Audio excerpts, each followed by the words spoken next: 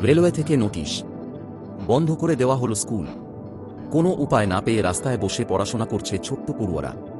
Bandel rail স্টেশনের পাশে অবস্থিত শরৎচন্দ্র বহুমুখী শিক্ষানিকেতন নামের বেসরকারি স্কুলটি এক সপ্তাহ ধরে বন্ধ রয়েছে।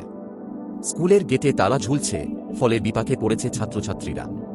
অভিভাবকরা রাস্তায় বসে অসহায়ের মতো চিন্তা করছেন তাদের সন্তানদের ভবিষ্যৎ নিয়ে।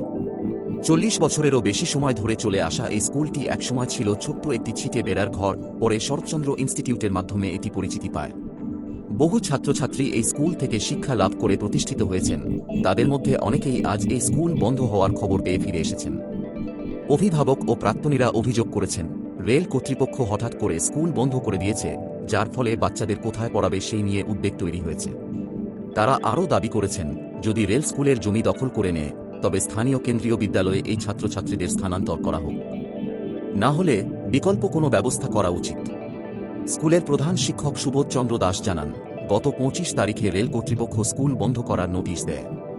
আমরা কিছুটা সময় চেয়েছিলাম এবং ডিআরএম এর সঙ্গেও আলোচনা করেছি, কিন্তু হঠাৎ করে স্কুল বন্ধ হওয়ায় পড়ুয়াদের মধ্যে সমস্যা সৃষ্টি হয়েছে। এদিকে ঘটনাস্থলে এসে আরপিএফ, রেলওয়ে প্রোটেকশন ফোর্স অভিভাবকদের সরিয়ে দেয়। পূর্ব রেলের সূত্রে জানা গেছে, রেল কর্তৃপক্ষ বেআইনি দখলদারদের উচ্ছেদ করার কাজ শুরু করেছে। বিশেষত ব্যান্ডেল স্টেশন ও তার সংলগ্ন এলাকার পরিত্যক্ত কোয়ার্টারগুলোতে যারা অবৈধভাবে বসবাস করছেন তাদেরও উচ্ছেদের নোটিশ দেওয়া হয়েছে। বর্তমানে রেল কর্তৃপক্ষ ব্যান্ডেল জংশন স্টেশনকে ঢেলে সাজানোর কাজ শুরু করেছে এবং এই প্রক্রিয়া নিয়ে বেশ কিছু প্রকল্প নেওয়া হয়েছে।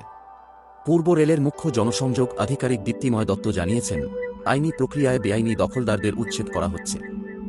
এখন দেখা যাক এই পরিস্থিতিতে ছাত্রছাত্রীদের শিক্ষার সমস্যা সমাধানে কর্তৃপক্ষ কী ব্যবস্থা নেয়।